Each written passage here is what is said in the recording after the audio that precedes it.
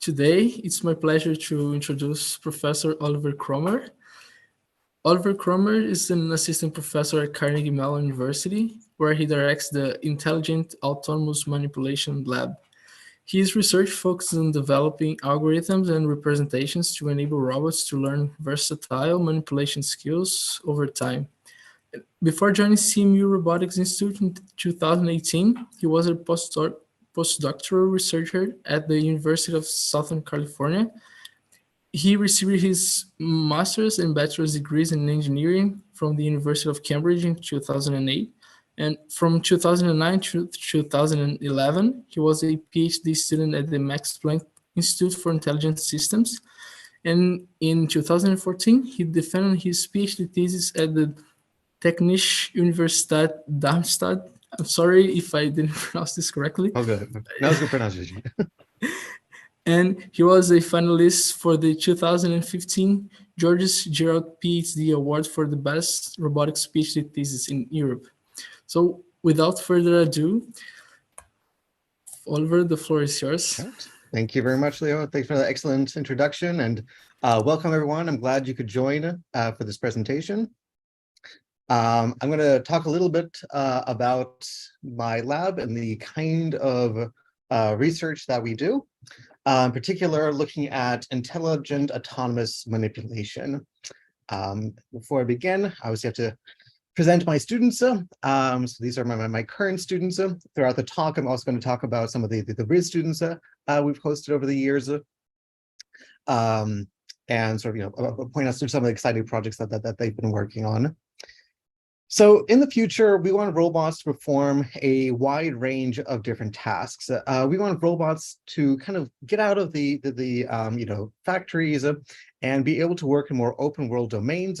So these are things such as homes, hospitals, restaurants, a lot of places where there's people, where you can sort of interact with people and be able to perform, a wide range of manipulation tasks in order to help these people. So for example, one thing we're very excited about is the idea of preparing healthy food, right? So it's easy to, buy sort of unhealthy food, but if we can have robots preparing healthy snacks for us, then that would be, a good thing. And sort of, it would definitely help me with my diet. But there's lots of challenges in trying to get robots working in these sort of unstructured environments. So you're going to have robots that have to be able to handle new objects. There's going to be new tasks being given to them on a regular basis, maybe a new recipe that they have to do. And so the robots need to be able to adapt to these new situations. And I would say that, what they really need is robust and versatile manipulation skills. And they need to be able to get these in an efficient manner. So what does that mean? Well, if we want robots to be able to have versatile manipulation skills, that really means that they need to be able to adapt to new situations. Part of that means that they need to reason about the objects in their environment, think about, how should they change their behavior based on this. So if you're cutting a cucumber versus cutting a tomato, for a tomato, you need to kind of go back and forth a little bit more. You can't just sort of put a lot of pressure down. But for something like a cucumber or tofu is very easy to slice through. You can use a lot more pressure. And so you need to be able to think about how can I sort of adapt those kind of behaviors to the objects. Some of it is also implicit just in the way that we design robots. Towards the end, I'm going to talk a little bit about some of the robot hardware we've been building and together with the sort of learning approaches that we've been developing. So we obviously need robots to be able to generalize across different objects, but we also need them to be robust. And robust in this case means that we can try to avoid errors. But just like myself, I expect that my robots are going to be clumsy to some extent, especially if they're working new environments. You're always going to have situations where it's like, oh, I tried picking something up. Last time I picked it up, it was really light. This time it turned out to be much heavier. So I'm going to maybe spill some food on the ground just because something changed that I wasn't aware of. And so not just avoiding errors, but also being able to detect when errors occur and being able to recover from them. So we're really interested in the idea of robots learning their own recovery skills so that if a mistake happens and it's a minor one, then they can address it themselves. In some cases, it might be a little bit more major, and in that case, it's also good to be able to ask for a human for help, all right? So often there will be humans around, and if you have a tabletop robot like this one and it drops something on the floor, it's not long enough to actually pick it up, but it can definitely ask a human for help, and then hopefully avoid doing that in the future. So in addition to being both robust and versatile, the last thing we really want to focus on is efficiency. So you can learn a lot of different skills by providing robots with lots of experiences, lots of demonstrations, but we really want to make sure that robots can actually perform new skills in an efficient manner. So quickly learning to perform new tasks. And part of this means, giving the robot additional experiences. It also means, providing the right kinds of input. So demonstrations can be very useful. They're very costly because they require human support. Playing around, it can be very educational for the robot. We've actually had some robots playing with food just to learn about the different material properties. Or even just getting information from the web. There's a huge amount of information on the internet, and we're seeing more and more robots using that data as a basis for learning more advanced skills. So I'm going to tell you about a few of the projects that my lab has recently been working on, some of the high-level ideas behind them. So one thing that we've been looking into is actually structuring skills. So if you imagine a person screwing in a screw, we can kind of break that down into multiple subtasks. So one of them is simply, putting the tip into the screw, and then the second one is applying force and rotating it. And it's very common in robotics to have this sort of sequential nature, right? If I want to clean up my room, I'm going to pick one object, place it where it's supposed to go, pick up the next object, place that where it's supposed to go. And so we have this sort of very strong sequential structure. But in this case, we were actually looking at how can we sort of have a parallel structure. So the fact that, the tip needs to go to the screw, but we also need to make sure that our screwdriver is aligned. Or similarly, that, we're applying enough force while maintaining the alignment and also rotating around that axis. So we were looking into sort of ways of kind of creating these individual, what we call task axes controllers. So individual axes, each one has its own controller, and then combining them in order to perform different tasks. So for example, here we can see the actual screwdriving task. And over here you can see a door opening task, right? So you can have things such as a rotation around an axis, and it learns to identify the door handle as the axis and applying enough force to do that while maintaining its orientation relative to that handle. More recently, we've been looking at trying to be a little bit more efficiently with this. So our initial work was in simulation largely, and it required millions and millions of trials. And you can imagine that, having a robot actually learn to open up a door and requiring millions of doors to open, well, at some point you're just going to break the doors. And so what we wanted to do was to actually have human input to kind of guide the learning process. So in this case, we have this sort of space. This is kind of an abstract space of different sort of points on the objects, different points in the environment, different axes, different kinds of controllers, all the different kinds of combinations you can imagine of putting these different task axis controls together to get different skills. And what we realize is that if we give just one or two demonstrations, a lot of these controllers don't make any sense, right? So if I sort of show, a simple arching motion, my hand goes up and down, then if I have a straight line controller, then obviously that's not going to be sort of, in that space. And so we can quickly, throw out a lot of these different controllers. And then what we can do is we can use what's known as reinforcement learning to find out what the actual best controller is. So reinforcement learning just means that you're learning from rewards. So rather than telling the robot exactly how to, wipe this surface or open up this box, we simply give a reward saying, right, so the more open this is, the better. And, the more cleared off this surface is, the better as well. And through multiple trial and error, it can then sort of identify that, like, oh, this is actually the best controller, right? And so this is great because it allows us to sort of handle some ambiguity. So if you imagine sort of wiping down a surface, right, you might often sort of show wiping down like a table, and it's flat and the normal is pointing upwards. But then, if I now say, well, the surface is slightly tilted, there's some ambiguity, right? Should I still be kind of applying the force in the up and down direction, or should it be in the direction of the table? And maybe the person demonstrating it didn't really think about that, but by giving the robot the ability to kind of explore through trial and error, it can identify that, oh, it is actually the surface, right? I have a surface like this, and I can push down on this, rather than always being in the up and down direction. So we've looked at a lot of sort of the structuring of skills.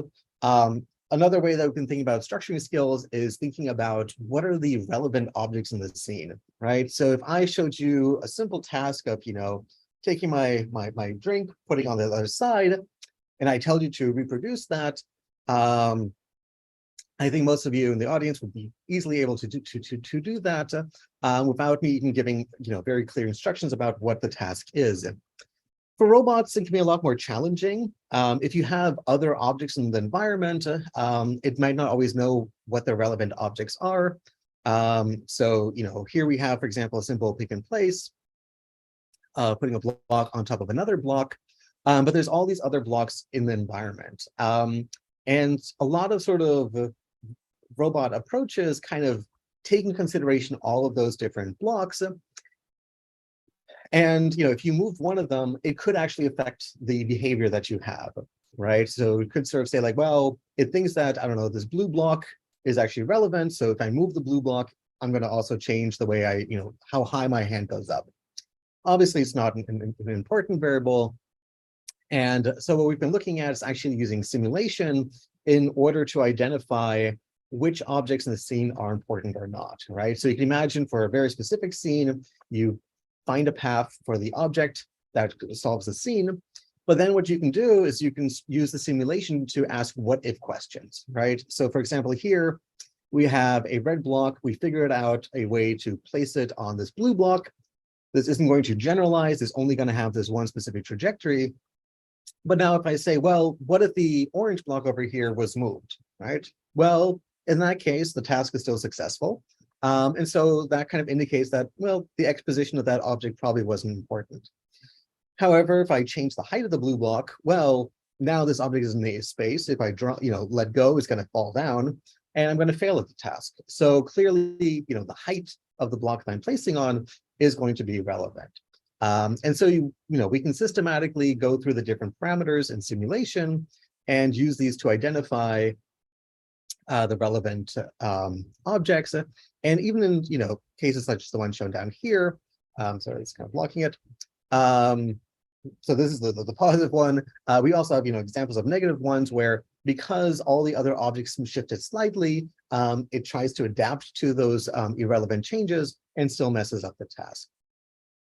Now, in terms of robustness, one topic that I'm always really excited about is the idea of preconditions. So what are preconditions? Preconditions are really a way for robots to be able to model what they are capable of doing, right? So if you have a skill, so, cutting, screwing, pick and place, what you want to be able to do is say, right, if I execute this skill, is it actually going to succeed, right? So let's imagine we have a door opening skill that just allows me to sort of take my arm out, put on the handle, push it down and pull on the door, right? If I'm halfway across the room from my door, then that skill is obviously not going to succeed. And the robot shouldn't try that because, if it tries to reach all the way over there, it's probably just going to, fall down and then need to catch itself. And so preconditions allow us to model this, effectively saying in which situations can each skill be used. And so, for example, here we have a robot that's reasoning about, the fact that when the block is all the way inside the shelf, it can't really remove it. It can't really push it up against it unless it's on the, over here. And once it's over on this side, it can now start realigning it with additional pushes, even though by the end of it, it won't be able to grasp it anymore, right? But now it's nicely at the goal state, and we can use this on the real system as well. Similarly here, this is a project looking at preconditions for cutting. So initially it observes the scene. It sort of identifies, all the individual objects, and then trains a classifier to predict, right, will this succeed or not? And in this case, it says it's not going to succeed in safely cutting the vegetable because there is this sort of green pepper in the way, right? So our algorithm says, okay, it's not going to work. And the ground truth is, yeah, you shouldn't sort of be stabbing other food items when you're cutting your vegetables. If you remove that, then the preconditions say, yes, that's good. And you can actually execute that skill in that situation. Speaking of cutting, we've also been doing some work on sort of vibrotactile sensing. So vibrotactile sensing refers to sensing vibrations with your fingers. So if you ever take your finger and stroke it across a surface, or you ever bump into something, there's little tiny vibrations that are being generated that are very informative about the task being performed. So, I have a container here. If I tap it, right, you can get the indication of how full it is, the fact that it's an aluminum can versus, for example, a plastic bottle.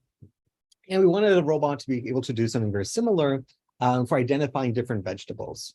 And so here, for example, we have a robot. There's a microphone on the back of the knife, back of the tongs. There's also a couple underneath the cutting board. And what it's doing is it's simply moving down until it detects a bump with the vegetable. And from that bump, we extract the vibrations, and we can actually classify that, okay, this is a carrot, this is a tomato, this is a kiwi, and this is a cucumber, and then adapt the actual back and forth cutting motions accordingly. What's cool about this is that we can also apply this to new vegetables and fruits that we haven't seen before. So for example, it doesn't know what a peach is, but it feels that, from those vibrations, that zucchini is fairly similar. If you've kind of cut into an unripe peach, there's a certain similarity there. Pears it doesn't know, but obviously apples are very similar. My favorite, though, is probably the one down here. So this is a jalapeno pepper. It doesn't know what that is, but it identifies the fact that bell peppers have a very similar sort of, this rich, juicy, watery cell structure. And so even though overall it looks very different from a bell peppers being much larger, it understands that the materials are actually very similar between these two peppers. And all of that is really from just the vibration signals. We're also looking into sort of expanding this idea of vibration signals into more agriculture domains.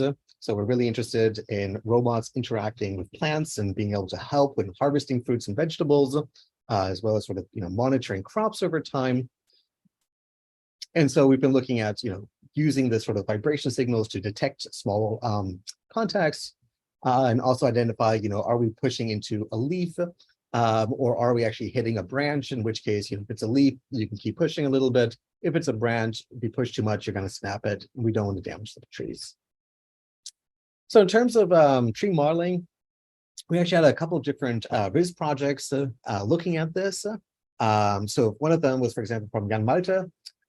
This was a previous year, where he actually looked at learning to predict how trees are going to deform when we push on them. So you can imagine you have a tree structure. I didn't put a picture of the simulation in here, unfortunately.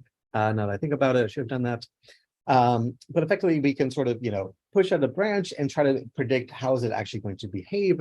And in this case, he looked at different kinds of graph neural network models, or GNNs, in order to model the tree and how it's going to deform. He also did some work on the real robot, collecting data with twigs and looking at how, a force at sort of a certain point is going to change the overall structure of the tree. So, and that's looking very much at sort of the dynamics. So, you're effectively learning there to capture the stiffness of the trees and some properties such as the radiuses. We're also very interested in kind of predicting what that kind of a graph structure looks like. So the year before that, we had Christian Eberle in the lab, and he was looking at effectively trying to reconstruct trees shapes. So given a partial point cloud of a tree, can we sort of identify what the full tree looks like? We're kind of focusing on a voxel representation. So if you see one side, you want to predict for all the different sort of occluded voxels in that space, whether or not they actually have a tree in there or whether they're free space.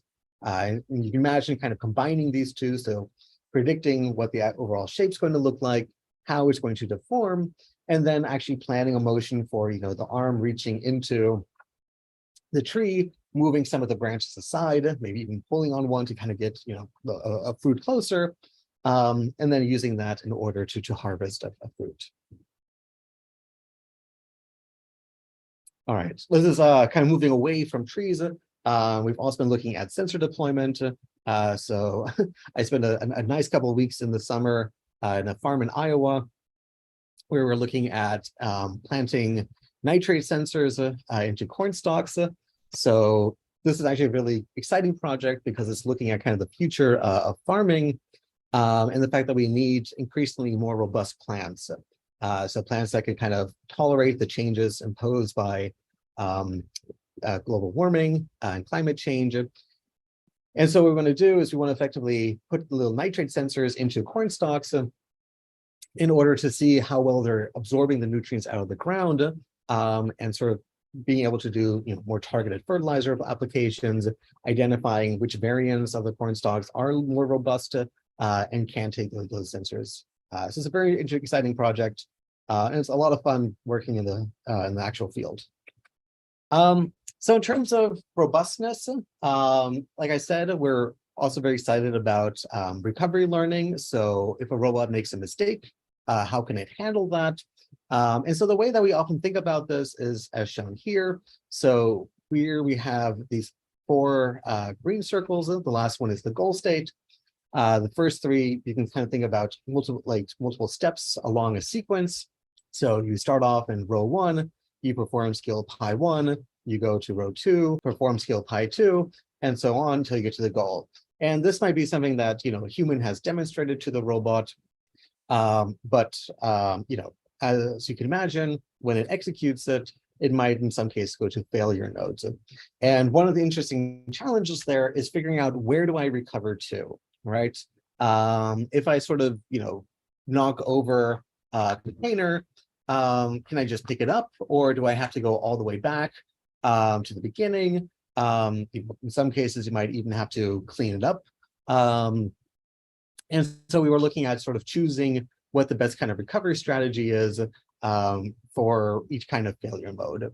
And we found that simply by learning fairly basic recovery behaviors, we could still significantly improve the overall performance of the robot. So for example, here, it has a wrong position relative to the handle. And rather than just kind of blindly continuing, ignoring the sensor feedback, the fact that its hands are completely closed, it's learned to slightly adjust its hand, and now it can perform the task robustly. And it's amazing to see how often these small changes in behavior can make a system more robust overall, right? I'm gonna keep going. All right. So this was another project related to preconditions. Like I said, preconditions are just a way of modeling the capabilities of what the robot can do. And before, we were looking at kind of skills. So, what can we cut through? What can we push? What arrangement of objects? In this case, we're actually looking at the preconditions of simulators, right? Or also known as forward models. And so the idea is that if you're planning multiple steps of actions, you want to make sure that your simulator can accurately predict what is going to happen. And it's kind of an abstract visualization, but you can imagine you may have some learned models, you may have some analytical ones, you may have some explicit simulators. Some of these are going to be faster, some of them are going to be slower, but each one is only going to be accurate in certain situations, right? If I have a simulator of rigid objects and I suddenly take out a cloth, then it's not going to be able to handle that accurately. So we'd be sort of in this white region. But if I'm sort of picking up and placing a whole bunch of blocks, then that's well suited for that kind of simulation. So we're going to be in this sort of greenish area. And what we can do is, if we have multiple models that have different preconditions, we can actually combine them into kind of a collage structure, right? So if I now wanted to kind of plan a path from here to here, I might start off with, well, let's go with the fast one. Then we're kind of in this area where we need the analytical model for a couple of steps of our plan. Then we can go back to the faster one, and so on and so forth until the last step is maybe a little more challenging and requires an actual simulation.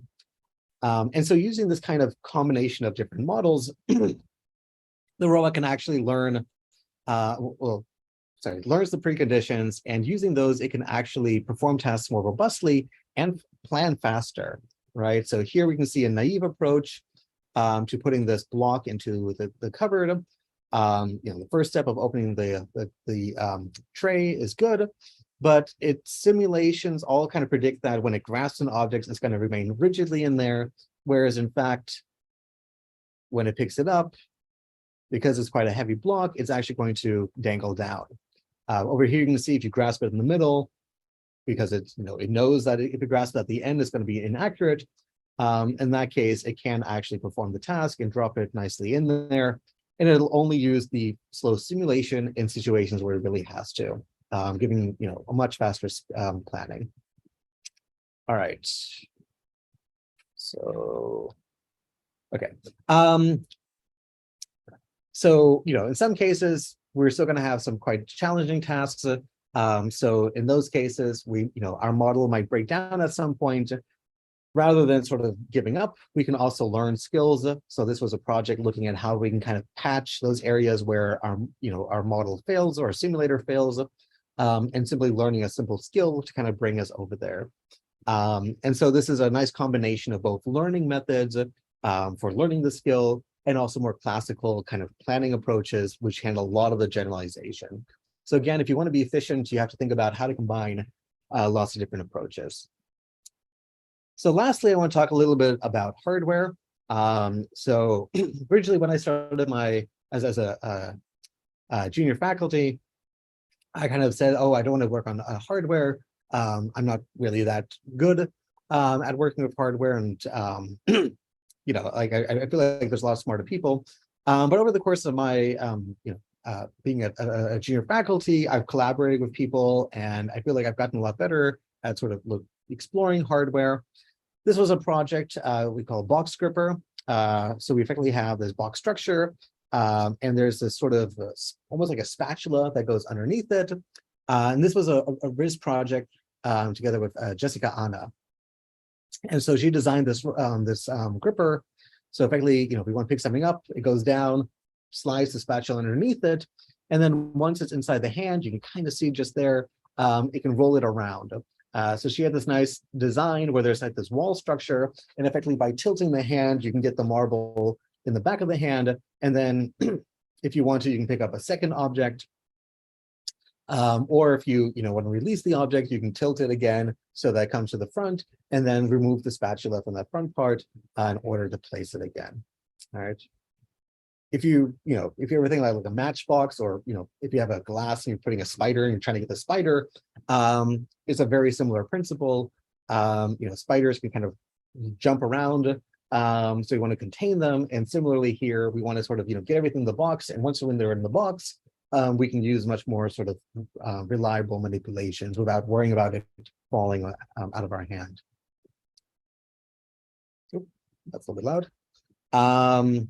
So we've also been working on sort of designing hands, as you can see here. This is work together with Professor Zeynep Temel. Like I said, collaborations are very important when kind of exploring, outside of your area of expertise. So we have these sort of very dexterous four-fingered hands, 12 motors, so lots of degrees of freedom.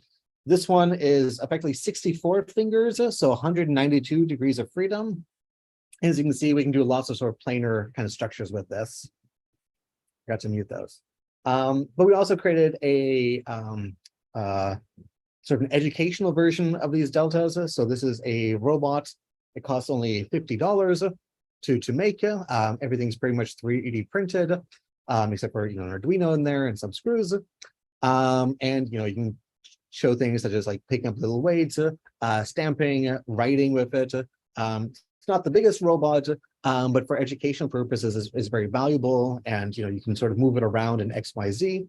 And this was again another RIS project developed over the summer. This was by Samuel Alvarez. And I was really proud because after that, after he created this, I actually used this for one of my grad level courses. So even graduate students can learn a lot from using these kinds of robots.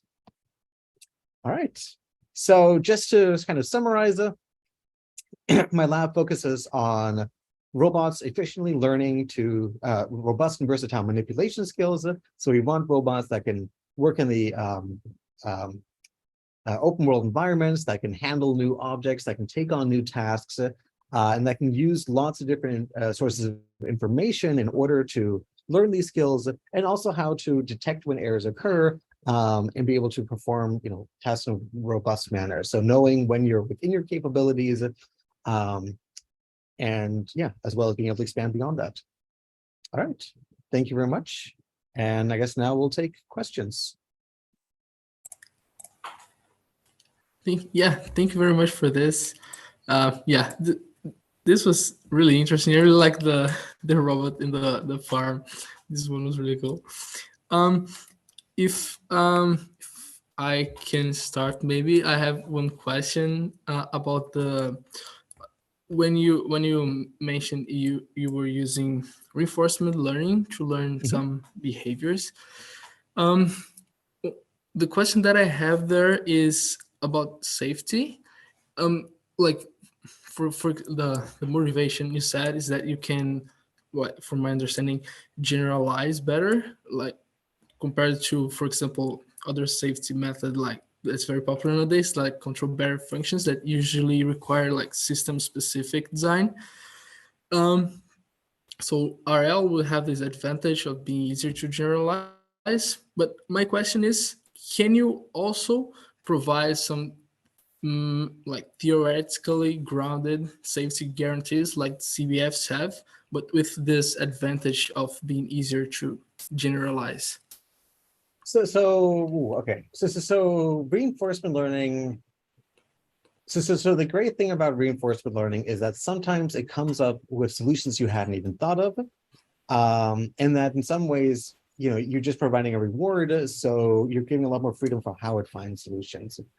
It can do better generalization in some cases if it learns that, but reinforcement learning in many ways is also a very difficult way to learn, right? I always like to give the example of, if I was doing this lecture in reinforcement learning, then what it would look like is effectively I would go to, some slide and say, all right, tell me what you think this is about. And then I would give you a number saying how good, your guess is. And then we go to another slide. So I would say that, it is good for being able to learn autonomously and gather more information. And in that way, yes, it does kind of help for generalization, because if there's something new that the human hadn't thought of, then that can, bring it in. In terms of safety constraints, so there are people working on developing methods that are incorporating safety. I actually have a student who's very excited to be exploring that, Sonia Saxena, and incorporating ideas such as control barrier function.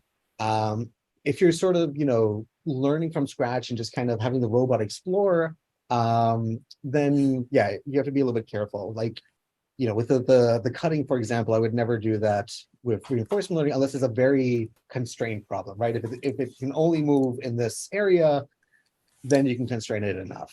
And I think that is kind of something about reinforcement learning that we'll see more and more, is that we're going to move away from this sort of just, try everything haphazardly, and more focusing on just optimizing very small specific aspects. Yeah, the cutting example was precisely the one I had in mind. So we have a question from YouTube.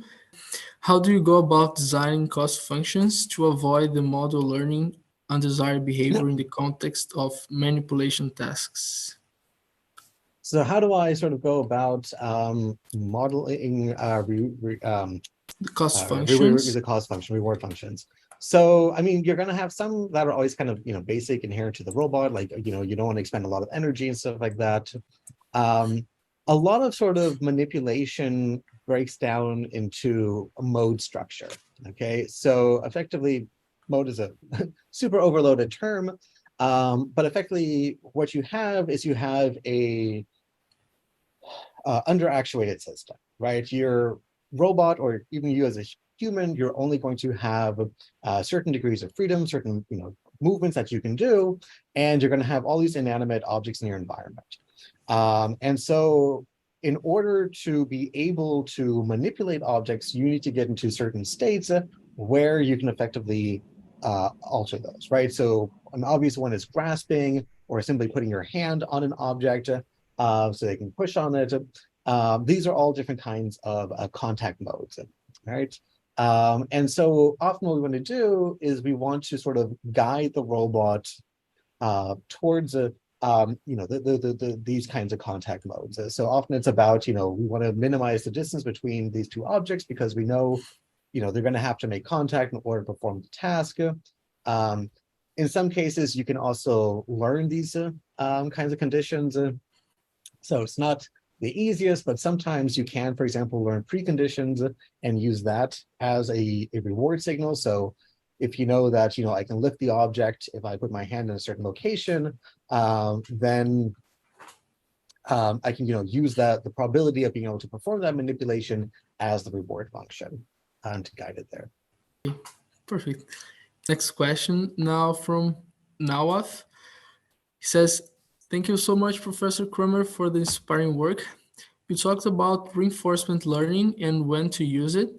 Can you talk about the alternatives in manipulation? For example, in the use of optimization techniques effective compared to reinforcement learning methods, and what would be intuitive to use depending on the objective? Yeah, sort of what are alternatives to reinforcement learning? So reinforcement learning means that you're learning from a reward function. Another very common one is supervised learning, which is effectively, rather than saying, okay, you've got an X, Y, like an input and output, and now you're getting a reward for it, you're just given, here's an X, and this is the best Y you can do, right? So this is kind of your classical regression methods and classification. In manipulation, this is really learning from demonstration, right? If I want to learn a manipulation skill, I can give a demonstration, and the robot can sort of, learn a behavior that's similar to that demonstration. What's even better, I would say, is what's known as self-supervised learning. So self-supervised learning means that you are creating these input-output pairs, but you don't have to rely on a human, right? So one of the reasons, for example, I'm super excited about preconditions is because it is fundamentally a self-supervised learning problem, right? If I want to perform a task, so let's say I want to sort of open up this canister, right? And I have a skill, then I can sort of just try it multiple times and see, in which situations does it actually succeed and which ones does it fail. So through performing the action, I can actually get more information about, when am I inside the preconditions, when am I outside of it. Similarly, when you're, learning something like a simulator or a forward model, you can always perform actions, observe the results without, any human providing it. And you can use that to build up your own knowledge so that you can, for example, plan more accurately. And so, yeah, for me, sort of the ability to perform interactive perception and sort of using that for self-supervised learning, that I would say is kind of, if you can do that, I would try to formulate problems in that way. Reinforcement learning, like I said, it's great when it learns interesting ways to solve the problem. So I remember one of my first projects was actually looking at grasping and like a table tennis racket. And, my human intuition was like, oh yeah, grasp at the handle, or sort of, if this is the paddle, grasp it sort of like that, sort of nicely aligned. And it turned out when the robot tried those, it would kind of, the handle was too small, so it couldn't detect it. When it grasped it like this, it would just kind of fall down. And it turns out that what it needed was a kind of a skewed grasp, where slightly at an angle, so it kind of pinched the object and then rotated it in its hand. And this is, a solution I hadn't thought about, but it was a really clever solution. And so I think, one of the reasons I'm always excited about reinforcement learning, even though I say it's, not the easiest way to learn, is that it has the potential to find some really clever solutions to problems. This is very interesting. Yeah. Oh, Your I'm hands sorry, raised. Krishna. Oh, as I said, no, I had a more like technical question, but we can come back to it later. No, yeah, no, please go ahead. Oh, sure. Okay. Hi, Professor Kroemer. Thank you so much for your talk. That was very, very insightful. I'm a student from Olin College. I had a quick question about kind of your view on how the future of manipulation might go, and specifically with the example they provided with the fruit cutting, and that the whole like graph structure you had with like robust learning. Do you kind of view manipulation culminating in some form of like figuring out ways how to combine tons of skills that are well developed in specific areas, and then figuring out how to navigate those skills to perform like generalized manipulation? Or do you view like these types of like generic manipulation policies to be kind of end to end, like we're just trying to like do anything with the same policy, and it's kind of like a single black box thing, or it's a lot more like well-designed hierarchical structure?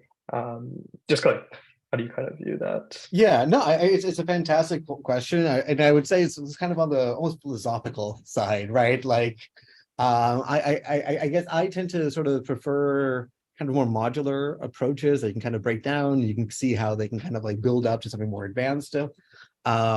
I think what we're ultimately going to see is, I think it's going to be something kind of in between, right? Mhm. I think right now is actually a really exciting time in manipulation, because we're kind of seeing a lot of sort of, I don't know, old and new methods kind of, finding each other again. Where it's like, okay, let's use, more learning methods to identify sub goals, but then we can use like a planner to kind of get there, because, planners are great. And so I think, what we're going to see is something where it's like, we're going to have some kind of a hierarchical structure and some modularity so that it is easier to transfer and reuse different components. Mhm. But that structure is going to be a lot more sort of acquired end to end, right? Mm. That's, what I say is grasping is, 1,000 different grasp types and stuff like that. Right. And, like we have all these different taxonomies. And I think, robot is going to have to at some point be like, oh yeah, I'm going to use, this kind of approach or this kind of approach. And this one might be a little bit more precision. This one might be more power grasp, and kind of identifying that structure itself. So there's going to be questions about interpretability. But yeah, so I kind of imagine that, the way that we've kind of done more traditional hierarchical kind of approaches, I think we are going to move again towards that direction, but, using all these sort of large data models in order to fill in a lot of the gaps in the actual structure sort of more autonomously. Is that? Okay. Thank you. Yeah. No, that was, I saw like some recent work from Toyota Research Institute with like diffusion policies. And I was like, this is amazing, like skills that are very specific. And I was like, wonder whether how that would kind of like all fit together and like be very generic. But yeah, that makes sense. That makes sense. Thank you. And so Anna's question was sort of how to make the best use of the summer. Was that? Yeah, but we actually have one more question, more technical question before this. So she asked, also Anna, she asked, what are the limitations you have faced in robot manipulation, and what are the advantages of using behavior trees, I guess, for the behavior recovery, maybe part if talked about. Right. So so what are the limitations? Well, okay, there's a lot of them. So, there's always going to be challenges of getting enough data. So, we don't have an entire internet worth of data of, robot behaviors, tactile sensing. There are also going to be certain hardware challenges. So one pet peeve of mine is always the fact that like we're getting lots of great tactile sensors, but like the coverage is often not as good as we want. So, if we want, a good power grasp, even hand designs, there's still a lot to be done. So, we talked about precision grasp, power grasp. A lot of sort of the more anthropomorphic hands kind of struggle with some power grasps. Part of that is because, we have very different materials. Yeah, there's a lot of limitations, I would say. Let me know if there's a more specific area I should focus on the limitations. Good news is that there's a lot of research to still be done. So, Yeah. I always say that my goal is to create a general purpose service robot by the time I retire, so that then I can retire in luxury. So That's a very ambitious goal. I love it. Yeah. Okay, so maybe now should go to the question about the summer and risk applications. So I think was a very broad question about advice for students applying for risk the following years, and how can they best take advantage of their time at CMU.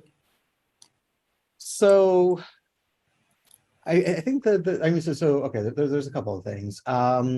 So one of them is something I kind of also tell my grad students when they're doing like a project for one of their classes, which is also just a couple of months, which is to focus on a smaller scope and let it grow. I think often you'll have students who they want to learn all these different things, they want to be super ambitious, and that's great.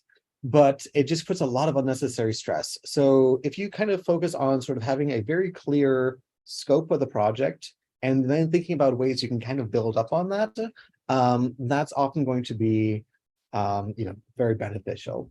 Another thing is try to make sure you get some hands-on experience with robots, right? So one of the great things about the Robotics Institute is that we have a ton of robots around, and the fact that you're here in person means that you can work with these robots and get a feel of the limitations and the challenges of working with these different platforms.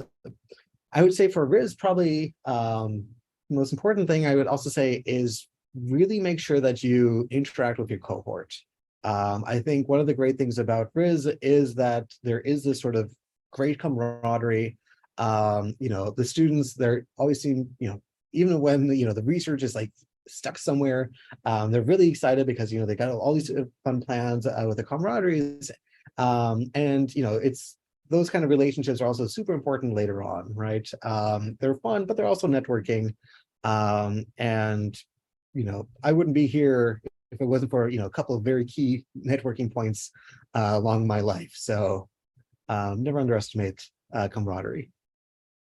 Yeah, I think the best thing the best thing I made in Riz were the friendships. Yeah, it's actually awesome. So one more technical question from Nawaf now, again, is for the vibration tactile sensing, could it be used to detect and help in manipulating deformable objects or objects that are not fully solid but have different stiffness? Yes, so I think that can definitely be the case. I mean, in terms of different stiffnesses, that's something with the plant that we're trying to kind of explore, right? So if you have a coin stock and you bump it very low versus higher, you are going to have a different stiffness.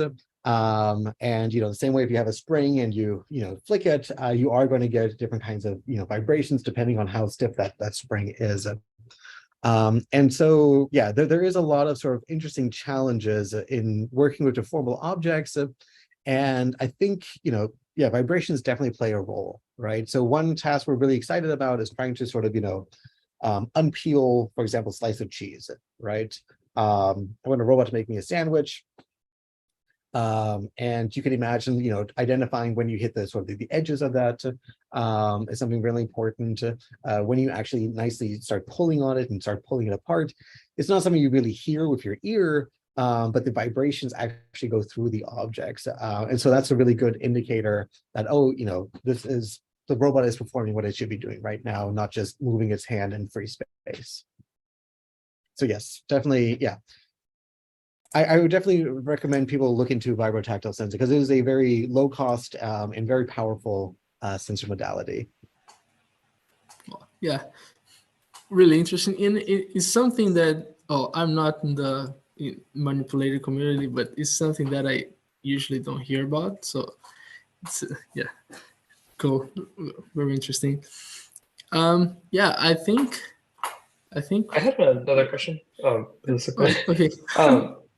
I was just curious, like, kind of going into like grad school and like figuring out how to balance what trying to study. How would you recommend kind of figuring out how important it is to kind of understand the mechanics and dynamics and more like physics understanding for contact and kind of different aspects for robotics versus like the more traditional like controls, learning, kind of like all the new kind of exciting stuff, maybe exciting in some sense, but like how would you recommend like balancing between these kind of different areas, specifically for manipulation? So I don't think there's kind of like a one size fits all answer to that. Like you are going to have some people that focus more on the sort of the mechanical, the material kind of properties, the hardware side. You're going to have some people that are very hardcore kind of machine learning. I do think it's always important to kind of think about the problem itself.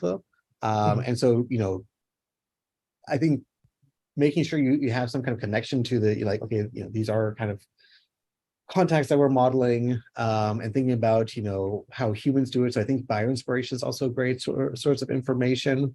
But yeah, it's one of the great things about learning from manipulation is that it is such a vast area that you can find a lot of sort of subfields kind of inside of it. You're never going to get bored of it. At least I don't think I ever will. And so yeah, I think there isn't sort of a like, oh, everyone should do this, right? I mean, in a way, that would be the worst advice I could give. I think if everyone kind of finds something that they're excited about, I think that for me, for grad students, I think the most important thing is always that excitement, right? Figuring out, what is it about the problem that really you find passionate about, because there will always be those days where your research gets stuck and you don't know what to do, and it's your passion for the problem that will help you get through that. Cool. Thank you so much. Yeah, thank you very much, Professor Oliver, for making up the time for this. Pleasure. Yeah, we hope that students will benefit from this, from the advice, the knowledge, and yeah, I'm sure they will love to hear about this very interesting work you've been doing. Well, at least I loved it. So yeah, thank you very much for this. Oh, thank you for inviting me. Really appreciate Yeah. it.